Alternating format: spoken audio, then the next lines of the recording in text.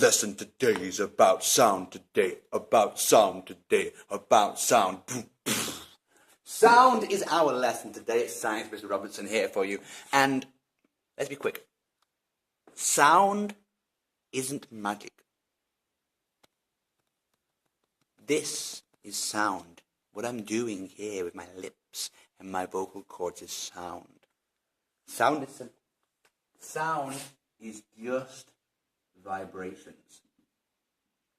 It's just little things vibrating as they come to you. Now, I'm assuming you're listening to this, the speakers and the air around you.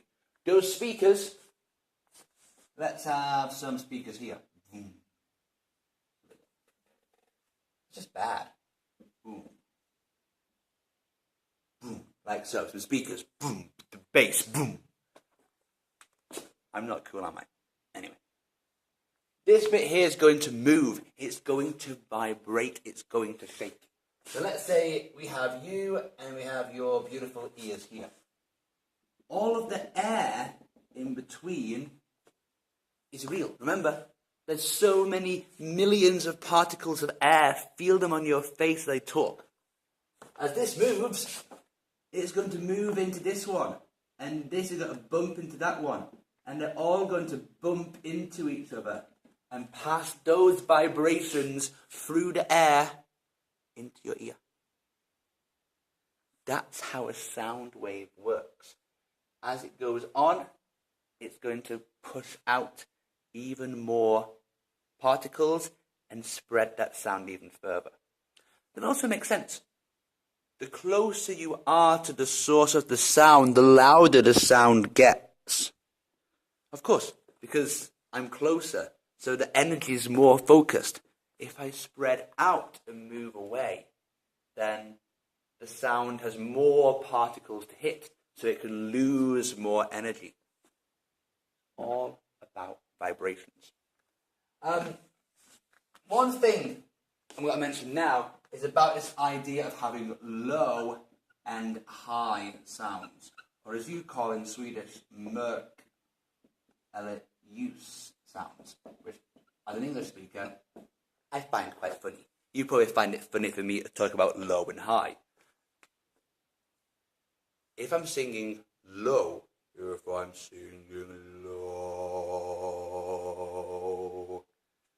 then that sound is different than when I sing high. When I'm singing high, very different noise. The low, what's different is it vibrates less often. So it's boom, boom, boom, boom, boom, boom, boom, boom, boom, boom, boom, boom, boom. It's less often. When you're singing high, it gets really tight. Because the tighter it gets, it vibrates much more quickly. So this here vibrates more often. It's very hard for people to sing high because they have to really focus not to make it too tight here, but make it too tight. And I'm singing high. It doesn't sound very nice. Not that I always sound nice, but whatever. Oh, keep it open. Oh, keep it open. Not a singing lesson. Stop. Vibrates more often. And we actually measure this in something called hertz. Our ears are not perfect. They are adapted for human speech. We can measure anything from 20 hertz. That means it vibrates 20 times per second to about 20,000 hertz, which is 20,000 times per second. That gets less as you get older, as your ears get worse at vibrating. The bones in them just get worse. But that's important there. Another thing that's important is actually that it's not just the high and low. I can also make the volume get higher and higher and higher and higher.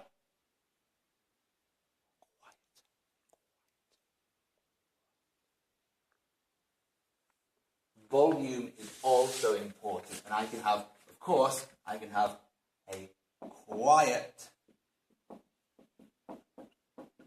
or loud volume. What I'm talking about here is about how much I'm pushing. I can be really low and only vibrate it very often, but if I do it really hard, it's really hard vibrations, but not very often. And if I do it really high and really loud, then what I'm doing is hitting it lots and really hard at the same time. Quiet sounds are small vibrations. And if those vibrations get bigger, then the sound gets louder. And that's why big, loud noises hurt your ears. Because in your ears they have to vibrate, and if there's too much vibrations, it is painful. So we need to make sure we control it. And in the classroom, use lots of quiet, so small vibrations, so we all feel good. We have something else to think about with loudness and volume, and that's the idea of the decibel scale. Decibel scale is how we measure how much things are. And I actually forget this. I need to double check. Like, if somebody's whispering, for example, a whisper, it's usually about 10 decibels. Okay? That's about how loud that noise actually is. If I was in traffic, like it was busy on the motorway, maybe I would be about 80 decibels. And if I was instead maybe at a concert for a rock band, really loud, it could be 100, it could be 110 decibels. What is scary is that with this here, 10 decibels equals double the volume. So 90 decibels is 2 times more powerful than 80 decibels. So you can see how damaging a rock concert can be with all of that energy that comes through from sound. Sounds pretty cool.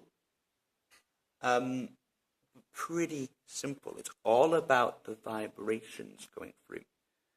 The one time it gets confusing is when I have sound from lots of different places, especially if that's the same sound. And I'm going to finish this video by just mentioning the idea of an echo. An echo is the idea that sound can come, hit something, and then it can sometimes bounce back. Some materials are really good for echoes, some are really bad. If you have a room that's really jagged, for example like that, that's really bad. It needs to be a really smooth wall for an echo. This here, that sound is going this way, that way, every single way. You don't hear that sound again. It needs to hit that wall, it needs to bounce it back. It also should be really, really hard. I want a hard, smooth wall. I want that. If it's going to be hard material, it doesn't vibrate very much. So it just goes in, oh, it's not good, and that vibration comes back out. If it's really soft, like my shirt, for example, there's not much echo from my shirt because, it's vibrating. It can move it a little bit. It's not very hard. It's quite soft. The sound goes in. If it's a really hard material, like this, the vibrations won't go into this very much. They'll hit and they'll bounce straight back off. Hard, smooth materials are the best for finding echoes. And that's all for today.